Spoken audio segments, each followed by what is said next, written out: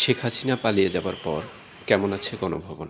আসুন আজকে আমরা সেই চিত্র দেখার চেষ্টা করব। এখন আমরা গণভবনের উত্তর-পশ্চিম প্রান্ত অর্থাৎ মোহাম্মদপুরের দিকে অবস্থান করছি। তো আমরা প্রথমে আপনাদেরকে চন্দ্রিমা উদ্যান বা জিয়া উদ্যান যেটাই বলি না কেন, সেই প্রান্ত দেখানোর চেষ্টা করব। তো চলুন আগে ওই প্রান্তে আমাদের যাওয়া যাক।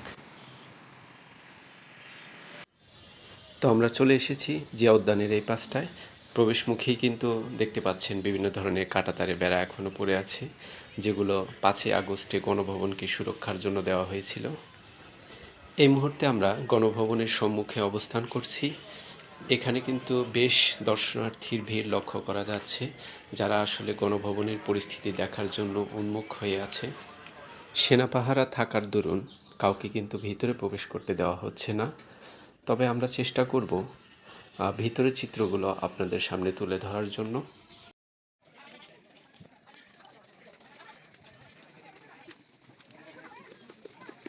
চলুন এবার ভিতরের চিত্র দেখা যাক।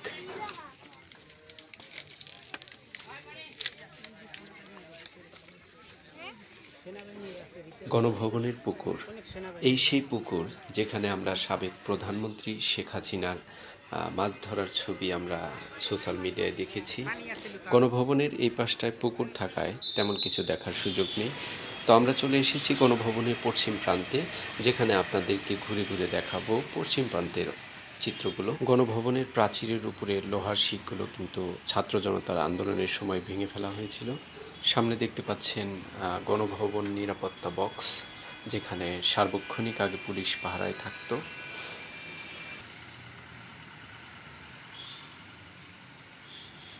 সামনে গণভবনের প্রবেশপথ।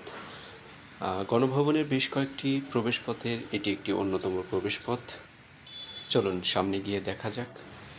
গণভবনের কর্মচারীদের ব্যবহৃত সোফাসহ বিভিন্ন আসবাবপত্র এলোমেলোভাবে পড়ে আছে।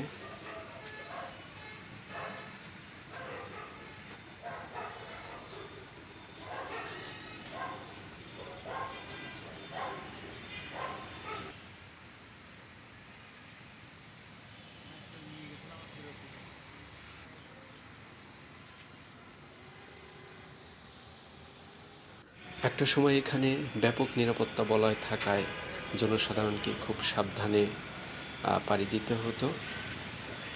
তো এখন সেই স্থানটি নীরব, নিস্তব্ধ, নিথরভাবে পড়ে আছে।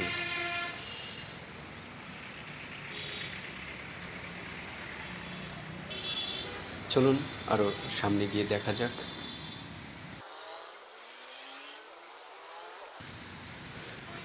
গত 5ই আগস্ট ছাত্র জনতার আন্দোলনে এই দেয়ালগুলোকে কিন্তু তছনছ করে ফেলা হয়েছে।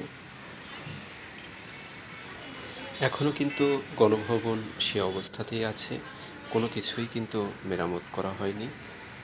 যেমনটা ছিল 5ই আগস্ট ছাত্র জনতার আন্দোলনের মাধ্যমে। এখানে দায়িত্বরত একজন নিরাপত্তা কর্মীর সাথে কথা বলার চেষ্টা করব।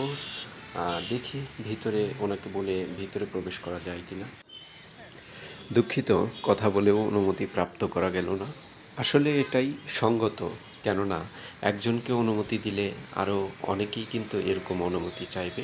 তো যাই হোক, আমরা কিন্তু ঘুরে ঘুরে আপনাদের প্রায় সব কিছুই দেখানোর চেষ্টা করব, তাই সে পর্যন্ত অবশ্যই সাথে থাকবেন। সামনে অদূরে সবজি ক্ষেতের মাচা দেখতে পাচ্ছেন।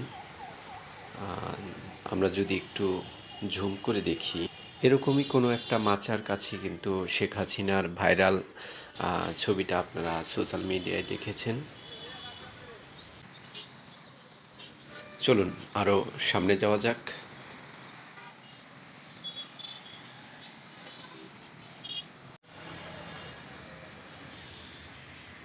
এখানে কিন্তু প্রচুর পরিমাণে ভাঙা ফুলের টব দেখতে পাচ্ছেন। চলুন আরও সামনে এগিয়ে যাই।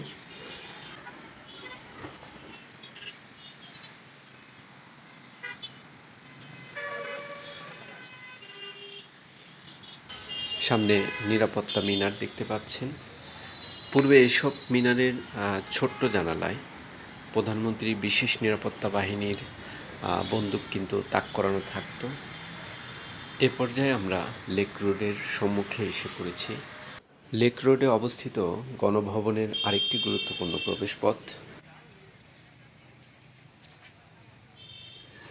এখানেও প্রচুর পরিমাণে ভাঙা জিনিসপত্র পড়ে আছে।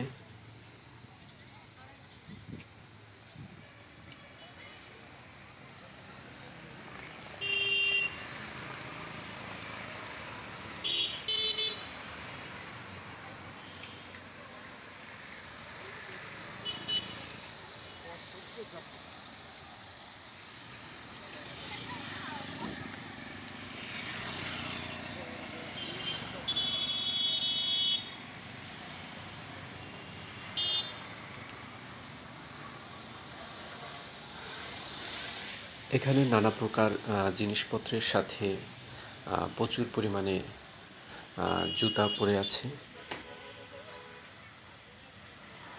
সাবেক প্রধানমন্ত্রী যেই ভবনে বসবাস করতেন তার সামনের মাঠে নানা রকমের আসবাবপত্র দেখা যাচ্ছে।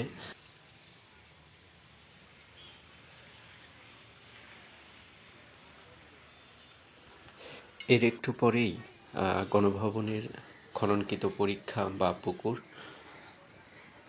সামনে দেখতে পাচ্ছেন যে চৌচালা ঘর দেখা যাচ্ছে, তার ভিতরে সম্ভবত খরগোশের পালন করা হতো। তো আজ এ পর্যন্তই। ভিডিওটি দেখার জন্য সবাইকে ধন্যবাদ। এতক্ষণ আমি জাকির আপনাদের সাথে ছিলাম।